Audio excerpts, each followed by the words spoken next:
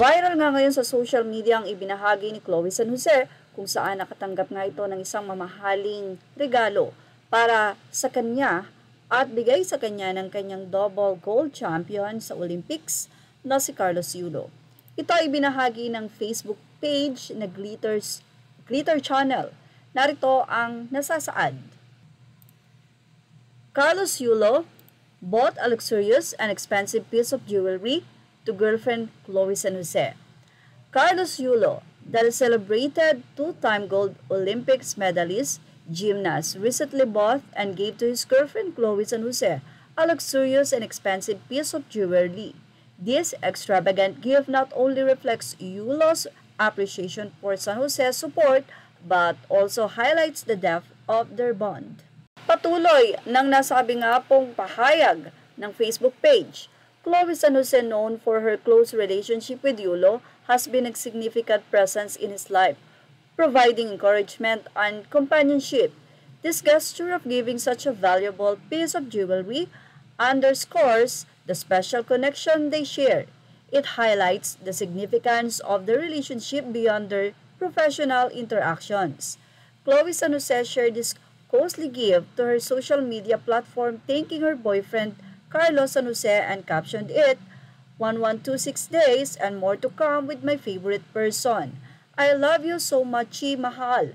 Carlos Yulo sweetly responded to her post, you're the best, mahal ko, I love you. The high price gift to Chloe San Jose with card message from Carlos Yulo. Happy 37th monthsary, mahal ko. Tandaan mo palagi na sobrang nagpapasalamat ako sa Panginoon dahil binigyan niya ako ng isang tulad mo na maging inspirasyon at lakas sa bawat laban ko natin sa buhay. Maraming salamat sa pag-aalaga at pagmamahal ng buo. Mahal na mahal kita, mahal ko. Chloe San Jose is known to be a key supporter of Filipino gymnast Carlos Yulo. She provides various forms of support, which might include logistical assistance, moral support, or help with training and preparation for competitions. Their collaboration aims to enhance Yulo's performance and ensures he has the necessary resources and encouragement to excel in his sport.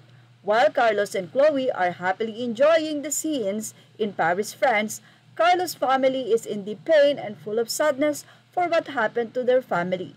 Carlos' fathers wanted to fix the problem with his wife and son conflict.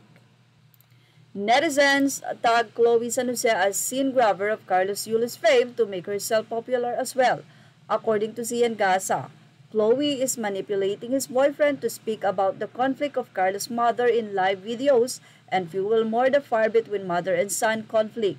Gaza added that those videos were used for their contents to earn additional income for San Jose platforms. Tila napaka-insensitive daw kasi ng post na ito na ayon sa mga netizen, habang nandun ang pamilya, maaaring namumroblema sa pera, pagkain. Eto si Carlos Yulo, ipinapakita ang buong pagmamahal sa girlfriend.